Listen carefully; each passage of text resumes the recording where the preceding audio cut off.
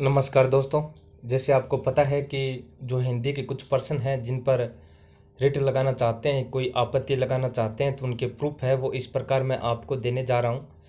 कौन कौन से प्रूफ है, कौन कौन से सबूत है जिनके द्वारा आप अपना प्रश्न सही करवा सकते हैं, वो अभी आपको एक एक करके बताने जा रहा हूँ। और कौन सी किताब है, ऑथेंटिक किताब है जिसके द्वारा आपत्ति लगाई जा सकती है, उसकी बात करूँगा। एक पुस्तक है आपके प्रशासनिक शब्दावली। क्या नाम है? प्रशासनिक शब्दावली। एक पुस्तक है, ठीक है ना, हिंदी और अंग्रेजी दोनों में है। इसकी बात अब हम करेंगे कि इस पुस्तक से कैसे रिट लगाई जाएगी।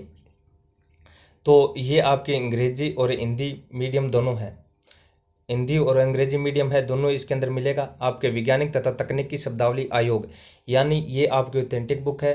राज्य सरकार के अंदर जो भी बोर्ड, आरपीएससी, आरएसएसएम भी, जो भी इसका जो पेपर बनाया जाता है, इसके द्वारा हम रिट या आपत्ति लगा सकते हैं। इसके द्वारा अपना प्रश्न सही करवा सकते हैं।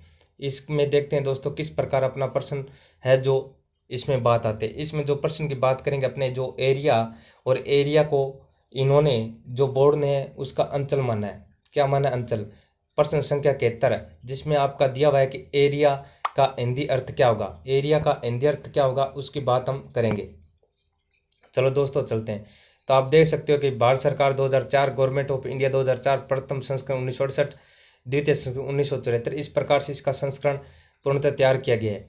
ठीक है ना, मुद्रण दिया गया है और इसमें पूरा आप निःशुल्क वितरण है, यानी इसके द्वारा आप क्या कर सकते हो, अपनी रिट या आपत्ति लगा सकते हो। ठीक है, तो इसमें जो आपका जो शब्दावली दिया गया था, इसके अंदर आपका एक शब्द आया है दोस्तों, और वो शब्द था एरिया। कौन सा शब्द था दोस्तों? आपका एरिया शब्द था। क्या शब्द था दोस्तों? आपका एरिया शब्द था। एरिया शब्द की बात अपने करने जा रहे हैं। ये देखो, आपका एरिया शब्द, एरिया का जो अर्थ होगा वो अर्थ क्षेत्र होगा। क्या होगा दोस्तों? क्षेत्र होगा। और उत्तरमाला में बोर्ड ने किसको माना है?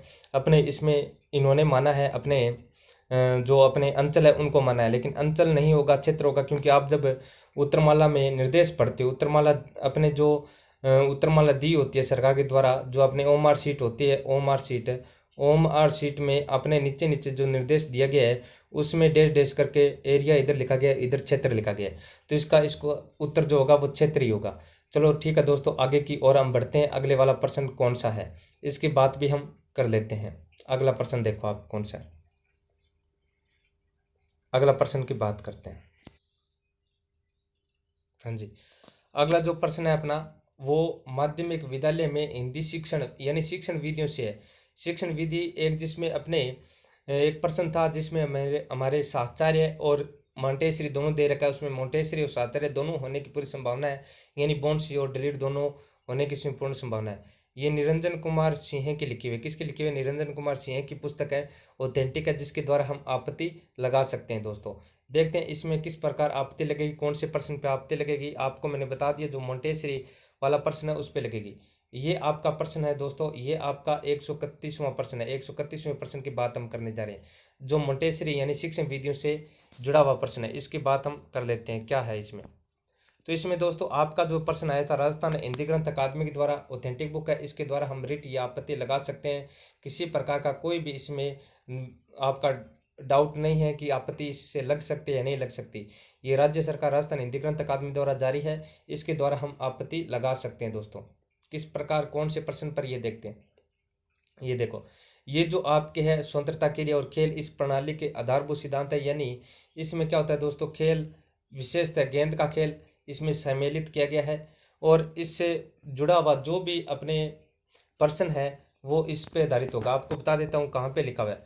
ये देखो, यहाँ पे देखो, ये देखो, भाषा शिक्षण और मोंटेसरी विधि, जो बालकों को निसंसिद्ध अभिव्यक्ति की स्वतंत्रता ही मेरी शिक्षण प्रणाली का मूल आधार है। कौन कहते हैं? मोंटेसरी कहते हैं। और मोंटेसरी के अनुसार ही इस मोंटेसरी शिक्षण प्रणाली भी कहते हैं। इसके अनुसार क्या होता है, व्यक्ति होता है जो रुचिपूर्वक गति के द्वारा जो अभ्यास करता है, करके सीखता है, वो मोंटेसरी विधि कहलाती है अपने। और बोर्ड ने जो उत्तर माना है इसका अपने साचार्य विधि माना है। आप इस पर भी रिट लगा सकते हो। और आपका उत्तर जो किसी ने मोंटेसरी कर रखा है तो आपका उत्तर सही होने की पूरी संभावना है। जैसे ये देखो कि मोंटेसरी ने बालक बालक की रुचि, शक्ति एवं मानसिक प्रवृत्ति भिन्न होती है, अतः उसकी व्यक्तिगत विशेषताओं को ये मोंटेसरी ने शिक्षा का आधार माना है।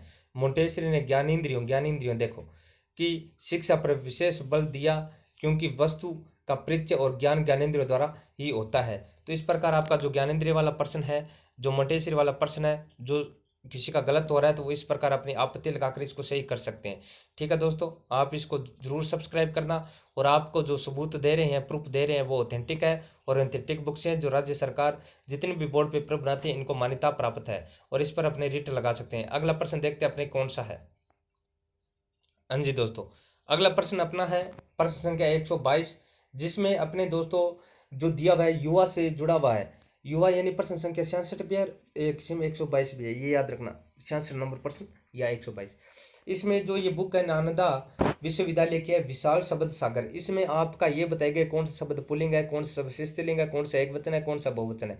इसमें दोस्तों आपका जो एक प्रश्न है युवा और आपके डिब्बा वाला, तो इसमें क्या है कि जिसने युवा किया है और वो संशय में है कि मेरा उत्तर गलत हो गया, मेरे नंबर एक कम हो गए, तो नंबर सभी के कम हो रहे हैं, ये भी याद रखना। इसमें आपको बता दूं कि ये इसको पुल्लिंग भी कहते हैं।